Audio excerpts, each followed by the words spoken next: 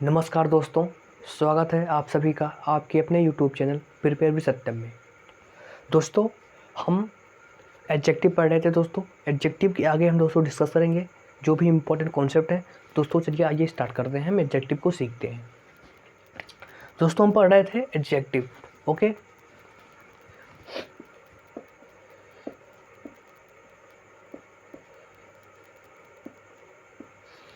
देखिए दोस्तों, एडजेक्टिव में सबसे पहले आज हम सीखेंगे कुछ एडजेक्टिव ऐसे होते हैं उनका करेक्ट यूज।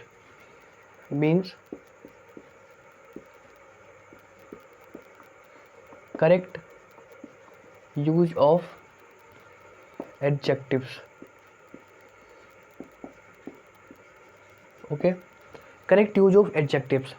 सबसे पहले दोस्तों हम सीखेंगे किसका, सम एंड एनी को। दोस्तों तो यहाँ आप सम लिखिए और एनी लिखिए। देखिए दोस्तों, सम का प्रयोग, दोस्तों अगर सम का प्रयोग अगर अनकाउंटेबल,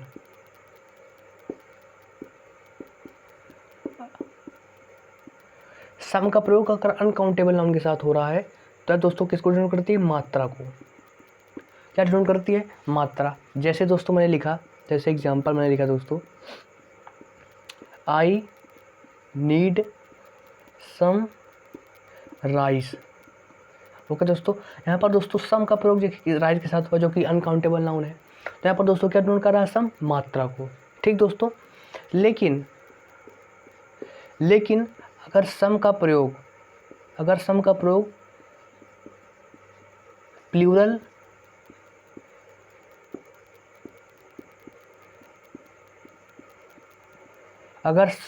दोस्तों प्लूरल काउंटेबल नाउन के साथ हो, तब दोस्तों ये किसको डिनोट करती है, तब ये दोस्तों संख्या को डिनोट करती है, यानी नंबर को। जैसे some boys are playing. Okay दोस्तों, तो यहाँ पर देखिए, आप देखेंगे कि सम का प्रयोग दोस्तों किसके साथ हुआ, प्लूरल काउंटेबल नाउन के साथ हुआ, तो इसलिए क्या डिनोट करती है दोस्तों, संख्या को। ठीक दोस्तों, और सबसे इम्पोर्टेंट बात इसकी दोस्तों कि सम का यूज, ठीक दोस्तों, सम का यूज पॉजिटिव वाक्यों में किया जाता है। पॉजिटिव वाक्यों में किया जाता है। ठीक दोस्तों, ये हुआ कि सम का प्रयोग पॉजिटिव वाक्यों में किया जाता है।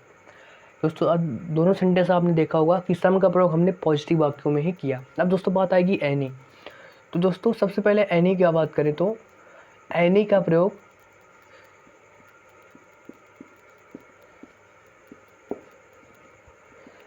प्रयोग निगेटिव सेंटेंसेस तथा इंट्रोगेटिव सेंटेंसेस में किया जाता है। इंट्रोगेटिव सेंटेंसेस में यूज होता है। ठीक है दोस्तों, एनी का प्रयोग हम किस में करते हैं, निगेटिव वाक्यों में और साथ ही इंट्रोगेटिव वाक्यों में। जैसे दोस्तों मैंने एग्जांपल लिखा कि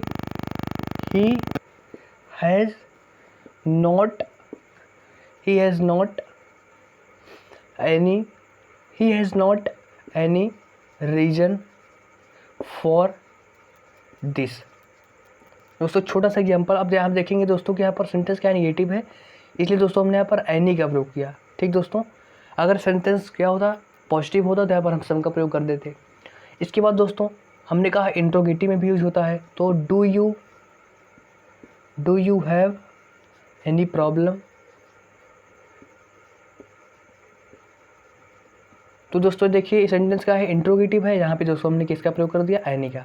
तो एनी का प्रयोग हम कहाँ करते हैं, निगेटिव और इंट्रोगेटिव सेंटेंसेस में। ओके दोस्तों, इसके बाद दोस्तों अगला कॉन्सेप्ट है, देखिए दोस्तों, अगर दोस्तों हम कोई क्वेश्चन पूछते हैं किसी से या कुछ ऑफर देते हैं, कुछ क्वेश्चन पूछते हैं, अगर उसका आंसर जो है आपको लगता है कि हाँ आएगा, ठीक दोस्तों, तो आप उस क्वेश्चन में भी आप सम का प्रयोग कर सकते हो, ये आपको ध्यान में रखना है। जैसे दोस्तों मैंने लिखा do you have some food. अब यहाँ पर आप दोस्तों देखेंगे कि सेंटेंस तो इंट्रोगेटिव है दोस्तों, तो यहाँ पर एनी आना चाहिए, नहीं दोस्तों। इसका मीनिंग है दोस्तों कि इस क्वेश्चन में दोस्तों जो क्वेश्चन पूछ रहा है उसे लग रहा है कि हाँ जवाब मिलेगा, इसलिए दोस्तों यहाँ पर सम का प्रयोग कर दिया गया। इस स्थिति में भी सम का प्रयोग होता है। ओके दोस्तों, इसके बाद दोस्तों आपको ध्यान रखना है कि नो एनी का प्रयोग एक साथ नहीं होता। ठीक दोस्तों, आपको ध्यान रखना है कि नो एनी का प्रयोग आपको एक साथ नहीं करना है, ये गलत हो जाता है। ओके दोस्तों, अब दोस्तों यहाँ पर हमने फिनिश कर दिया सम और एनी। अब इसके बाद दोस्तों हम पढ़ेंगे लिटिल और फ्यू से रिलेटेड। क्या दोस्तों, लिटिल और फ्यू से रिलेटेड, इसको हम रब कर दें।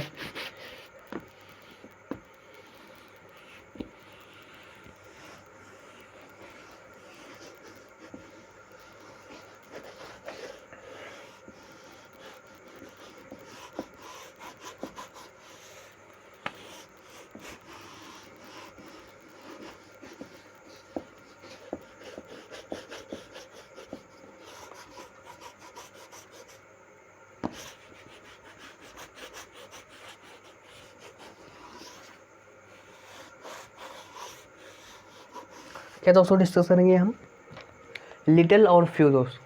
क्या लिटिल एंड फ्यू। अब देखिए दोस्तों, लिटिल और दोस्तों यहाँ पर फ्यू। लिटिल जो है दोस्तों ये मात्रा को दर्शाता है, मात्रा को यानी क्वांटिटी को, और दोस्तों फ्यू जो है संख्या को दर्शाता है, नंबर, राइट।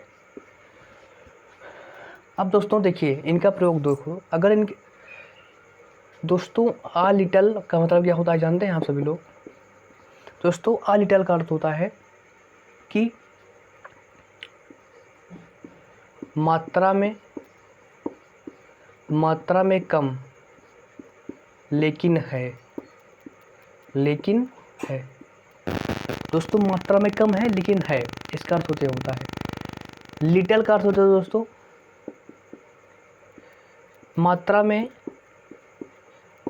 में इतना कम कि ना के बराबर,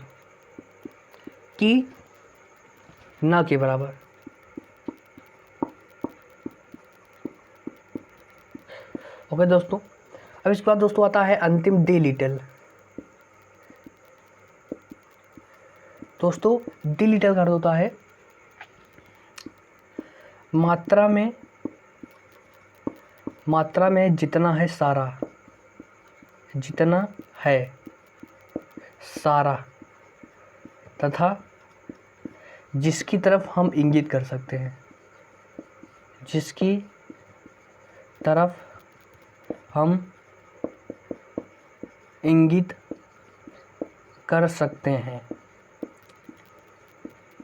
बस आपको दोस्तों ध्यान रखना है कि द लिटिल का अर्थ होता है कि मात्रा में जितना है सब कुछ यानी सारा। अब दोस्तों फ्यू यानी संख्या, तो दोस्तों ऑफ फ्यू का अर्थ होता है दोस्तों संख्या में कम लेकिन है। ओके दोस्तों, फ्यू का मतलब होता है दोस्तों संख्या में इतना कम कि ना के बराबर, संख्या में इतना कम कि संख्या में इतना कम कि ना के बराबर। और दोस्तों द फ्यू का अर्थ होता है संख्या में जितना मतलब संख्या में जो है संपूर्ण यानी सारा, और दोस्तों जिसकी तरफ हम इंगित कर सकते हैं। ठीक दोस्तों, इसका अर्थ ये होता है। तो सब दोस्तों आप समझ गए होंगे कि लिटिल और फ्यू क्या रोल होता है। ओके दोस्तों, अब इसके बाद दोस्तों हम सीखेंगे कुछ कॉन्सेप्ट। ओके दोस्तों, तो आइए दोस्तों हम कुछ कॉन्सेप्ट सीखते हैं। ठीक,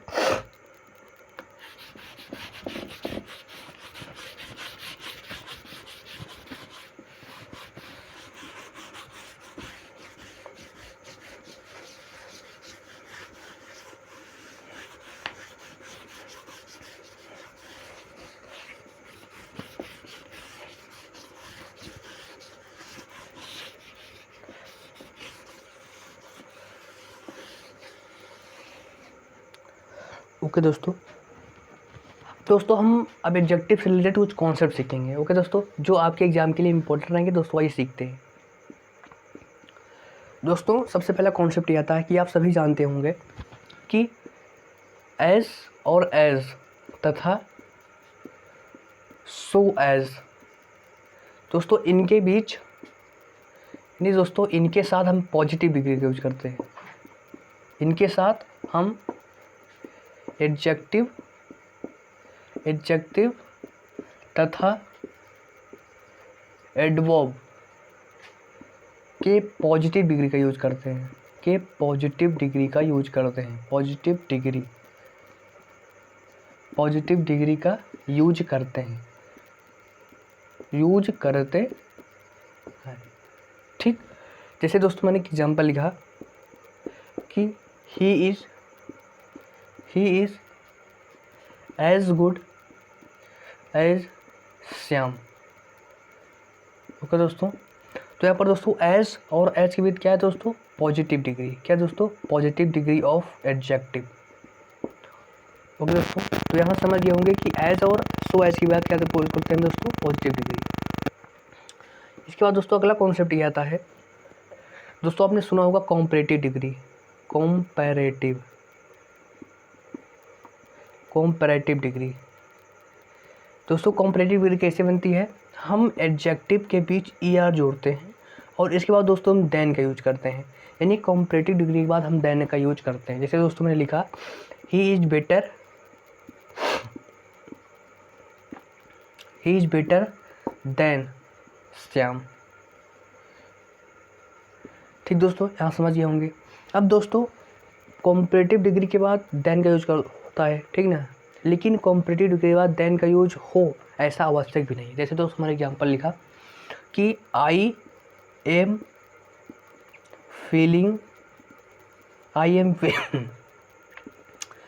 फीलिंग बेटर टुडे। अब यहाँ पर दोस्तों देखिए बेटर पॉजिटिव डिग्री है, इसके पहले इसके बाद देन का यूज हम नहीं कर सकते, ठीक ना। तो दोस्तों ये आवश्यक नहीं कि कॉम्परेटिव डिग्री के पहले देन आए ही, ठीक ना। अगर दोस्तों अगर तुलना हो रही है तभी देन आएगा, ठीक। अगर तुलना नहीं आ रही है तो नहीं आएगा। ओके दोस्तों, अब दोस्तों ये हो गया। इसके बाद अगला दोस्तों को जो कॉन्सेप्ट है हम दोस्तों समझते हैं कि superlative degree.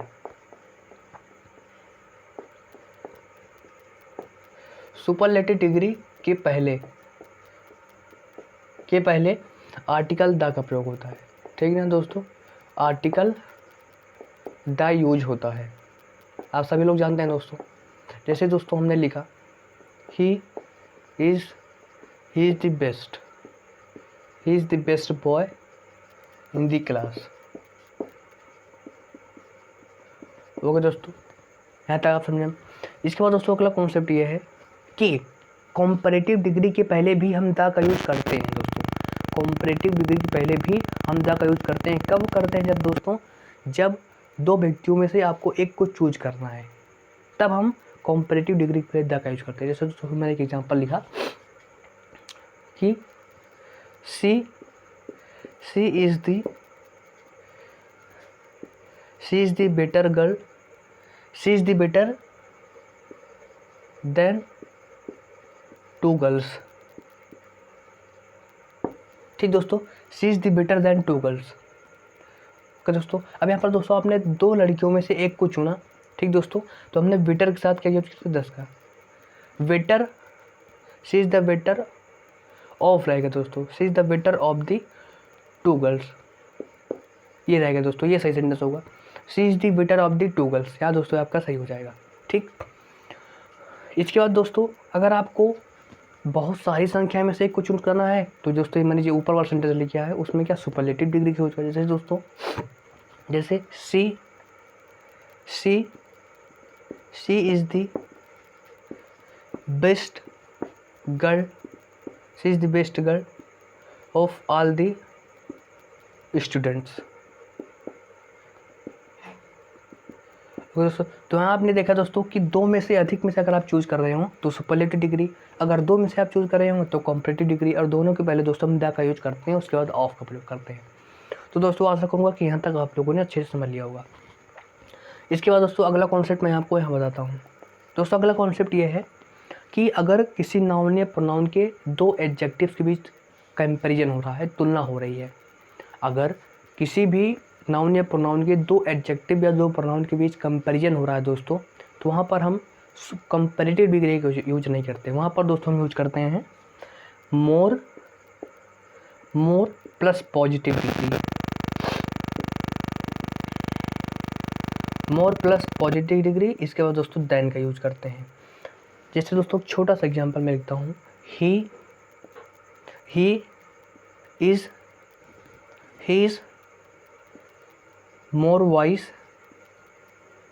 More wise then intelligent.